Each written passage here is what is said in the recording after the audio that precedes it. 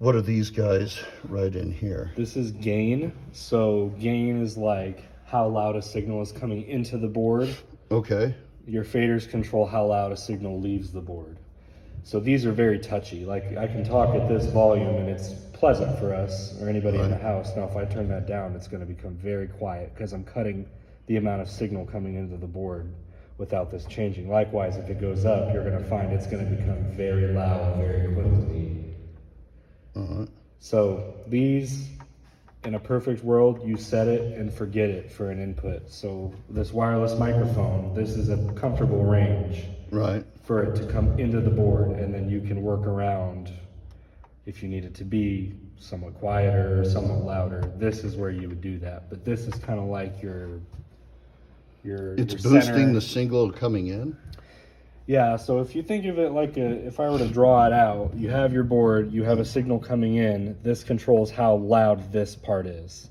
And then you have the signal going out to the catwalk, this controls how loud this part is.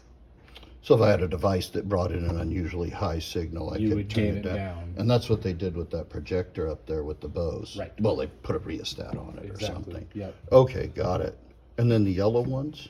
The yellow one is compressor, which is kind of a more advanced effect. If you have a signal that's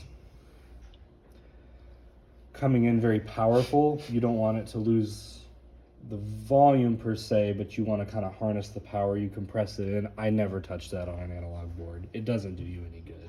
Gotcha. I don't think. And then these all pure? Pad can add or remove extra boost. Again, not something I normally touch on this board. And then a high pass filter, like my voice, I've cut it here manually here with this boost, or I can put a high pass on it. And everything under 80 hertz is immediately cut out.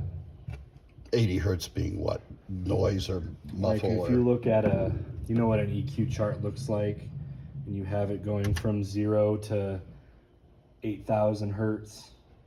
Like 420 hertz is a middle C, or somewhere around there.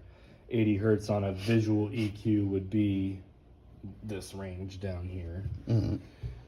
So where do you usually leave those off? It's up to you. I mean, you can have it on for microphones. Certainly, I would have it on, because that just cuts all that extra super low bass noise that you don't need in speech. Oh, okay. So for a microphone application, turn the high pass filter on. Yeah, Which is pushed down. correct. All right. And then the pad. The pad, I think, just see Whoa, how what it the hell became. was that? That's because I turned the pad on. When you pushed it in, I added 26 decibels to the channel. which is louder Yes. because that was the signal in. Actually, I think I'm thinking about it backwards. I'm cutting 26 decibels down Right. with that pad. If I were to turn it on, it would become See, even I can't louder. hear you now.